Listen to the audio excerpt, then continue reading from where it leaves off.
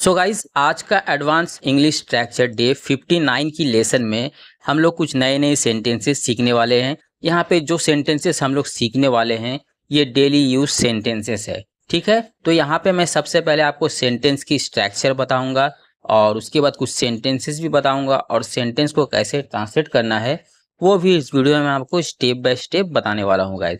तो वीडियो को आपको कंप्लीट वॉच करना है, जरा भी स्किप नहीं करना है, क्योंकि अगर आप स्किप करोगे तो इस तरह का सेंटेंस बनाने में आपको प्रॉब्लम आएगी।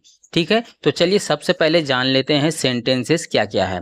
और गाइज मैं आपको बोल देना चाहता हूं, जो मैं बोलूंगा सेंटेंस उसे आपको मेरे साथ स्पीक करना है, क्योंकि अगर आप स्पीक नहीं करोगे तो सेंटेंस कैसे बोल पाओगे, कैसे आप इंग्लिश बोल पाओगे। ठीक है, इसीलिए जो मैं बोलता हूं आपको मेरे साथ साथ उसे स्पीक करना है। ठीक है, तो चलिए देख लेते हैं कौन कौन सा सेंटेंसेस हम लोग सीखने वाले हैं। मौका मिलते ही राहुल आ जाएगा। मौका मिलते ही राहुल आ जाएगा। या फिर हम लोग ऐसे बोलते हैं, मौका मिलते ही मैं उससे बात करूंगा। मौका मिलते ही मैं उससे बात करूंगा। या फिर हम लोग कुछ इस तरह से बोलते हैं, मौका मिलते ही तुम सब्जी लेकर आना। मौका मिलते ही तुम सब्जी लेकर आना।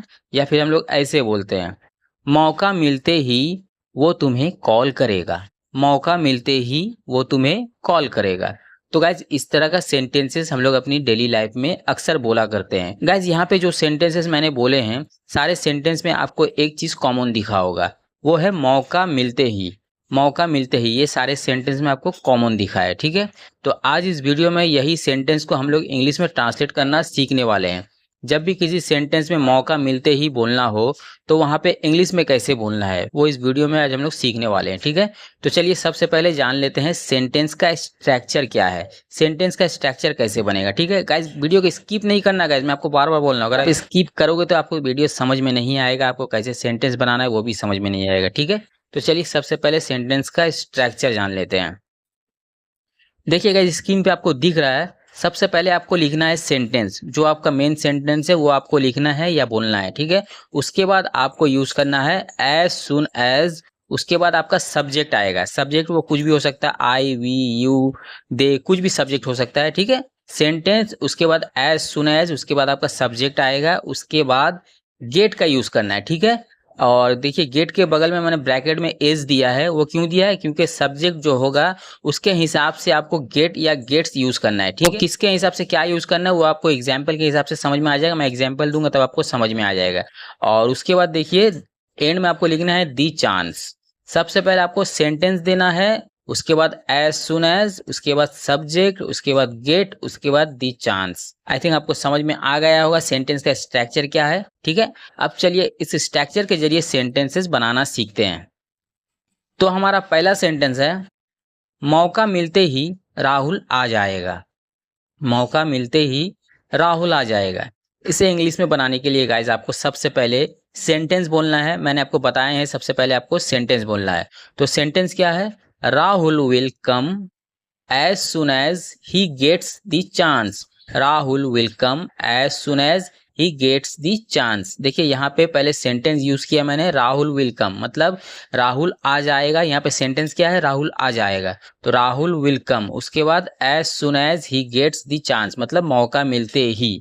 देखिए यहाँ पे ही के बाद गेट की जगह गेट्स का यूज किया है, तो मैंने आपको यहाँ पे स्ट्रक्चर में बताया था कि गेट के साथ एस भी जुड़ेगा, वो सब्जेक्ट के हिसाब से होगा, तो यहाँ पे ही है इसलिए यहाँ पे गेट्स का यूज हुआ है। तो मैं आपको बता देता हूँ गाइज, ही सी कोई भी नेम रहा तो वहां पे आपको गेट की जगह गेट्स का यूज करना है। ठीक है, और बाकी जितना सब्जेक्ट बचा वहां पे आपको गेट का यूज करना है। ठीक है, ही सी कोई भी नेम रहा, इट रहा, वहां पे गेट्स का यूज करना है, और बाकी सब सब्जेक्ट पे आपको गेट का यूज करना है। ओके, आई थिंक आपको समझ में आ गया होगा, क्लियर। तो चलिए नेक्स्ट एग्जाम्पल से और अच्छे से समझते हैं। मौका मिलते ही मैं उससे बात करूंगा। मौका मिलते ही मैं उससे बात करूंगा। देखिए इसे इंग्लिश में बोलने के लिए आपको बोलना है सबसे पहले सेंटेंस। यहाँ पे क्या है, मेन सेंटेंस क्या है, मैं उससे बात करूंगा। तो मैं उससे बात करूंगा का इंग्लिश क्या है, I will talk to him. I will talk to him, मैं उससे बात करूंगा, I will talk to him. उसके बाद आपको यूज करना है मैं मौका मिलते ही। ठीक है, मौका मिलते ही का इंग्लिश क्या है, as soon as I get the chance. As soon as I get the chance. यहाँ पे देखिए सब्जेक्ट आई का यूज हुआ है क्योंकि हिंदी में यहाँ पे बोला है मैं उससे बात करूंगा। मैं आ रहा है यहाँ पे, मैं मतलब आई, इसलिए यहाँ पे आई का यूज हुआ है। क्योंकि यहाँ पे आई का यूज हुआ है इसलिए यहाँ पे गेट्स नहीं हुआ। यहाँ पे देखिए गेट का यूज हुआ है, आई के बाद गेट का यूज हुआ, वहां पे एस नहीं जुड़ेगा। ठीक है, तो I will talk to him as soon as I get the chance. मौका मिलते ही मैं उससे बात करूंगा। ओके, चलिए नेक्स्ट एग्जाम्पल देखते हैं। मौका मिलते ही तुम सब्जी लेकर आना। मौका मिलते ही तुम सब्जी लेकर आना। इसे इंग्लिश में बोलने के लिए आपको बोलना है bring vegetables as soon as you get the chance. Bring vegetables as soon as you get the chance. देखिए यहाँ पे मेन सेंटेंस क्या है, तुम सब्जी लेकर आना, तो इसका इंग्लिश होगा ब्रिंग वेजिटेबल्स। ब्रिंग मतलब कोई भी चीज लाना, उसे ब्रिंग कहते हैं, ब्रिंग वेजिटेबल्स। ठीक है, उसके बाद आपको यूज करना है मौका मिलते ही, मतलब as soon as you get the chance. यहाँ पे हिंदी में तुम बोला गया है क्योंकि तुम सब्जी लेकर आना, इसलिए इंग्लिश पे यहाँ पे यू का यूज हुआ है, यू गेट दी चांस। तुम का इंग्लिश है यू गेट दी चांस। देखिए यहाँ पे यू के बाद गेट का साथ एस नहीं जुड़ा है, यहाँ पे गेट ही रहा है, यू गेट दी चांस।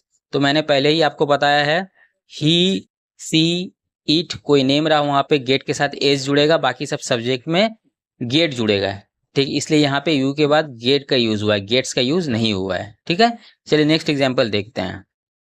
मौका मिलते ही वो तुम्हें कॉल करेगा। मौका मिलते ही वो तुम्हें कॉल करेगा। इसका इंग्लिश होगा he will call you as soon as he gets the chance. He will call you as soon as he gets the chance. देखिए यहाँ पे मेन सेंटेंस क्या है, वो तुम्हें कॉल करेगा। यहाँ पे देखिए ही will call you, main sentence सबसे पहले आया है, ही विल कॉल यू। उसके बाद मौका मिलते ही मतलब as soon as he gets the chance.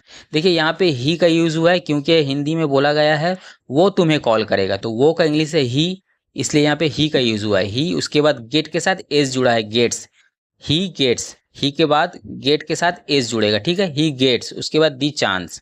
मौका मिलते ही वो तुम्हें कॉल करेगा, he will call you as soon as he gets the chance. Okay, I think guys आपको समझ में आ गया होगा कि जो मैंने सेंटेंसेस बताए हैं उसे इंग्लिश में कैसे ट्रांसलेट करना है। ठीक है, तो गाइज मिलते हैं किसी और नए ऐसे एडवांस टेक्चर के साथ, तब तक के लिए अलविदा।